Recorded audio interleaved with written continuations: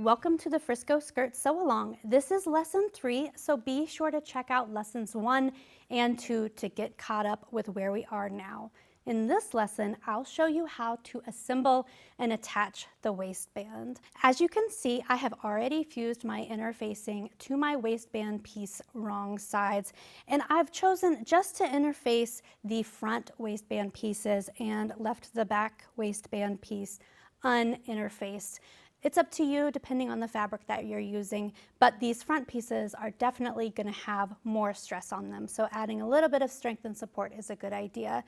My tip for this is to use knit interfacing, which I pretty much use for everything. It drapes better with the natural flow of the fabric, especially when you're working on something really drapey like this. So I have assembled my waistband pieces. I've got a right front panel, a left front waistband, and the back waistband piece here, and you do the opposite for the waistband facing.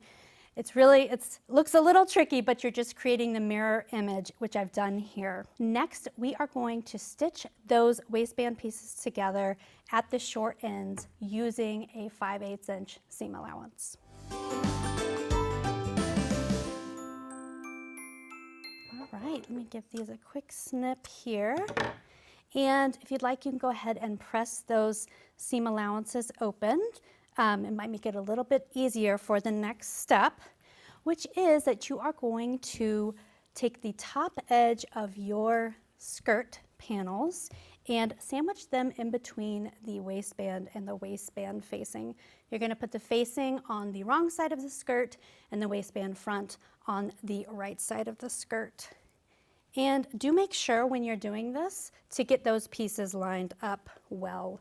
Make sure that you've got the right panel with your right waistband pieces and the left panel with your left front waistband pieces. I'm going to just sandwich those here in between those layers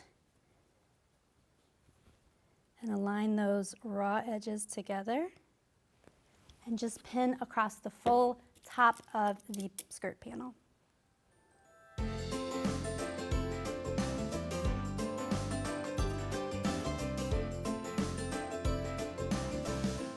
All right, I've got that pinned. I've got my skirt panels sandwiched in between the waistband front and the waistband facing and those front edges aligned. Next, I'm going to take it to the sewing machine and stitch that with a 5/8 inch seam allowance. I'm going to trim that seam allowance, clip the corners, and then press this waistband up. So I'm going to do that and we'll check back in a little bit later.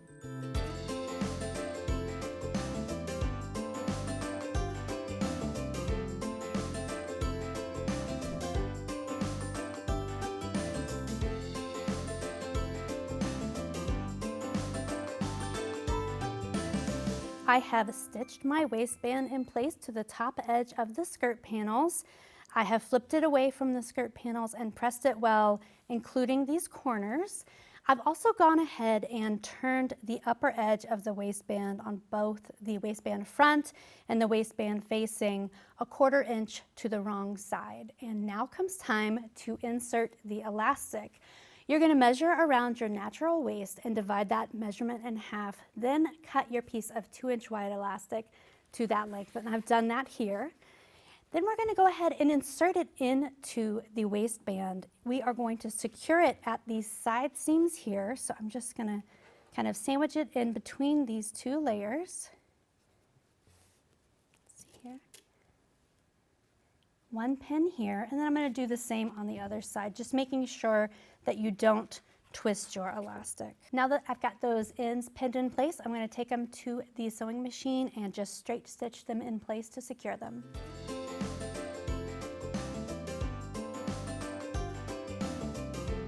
Once you have those elastic ends secured, your next step is to pin and then stitch the perimeter of the waistband using a 1/8 seam allowance. You're going to get really close and just secure that waistband. Once you've completed your waistband, you are ready for the next lesson, where we will be applying our buttonholes and our buttons.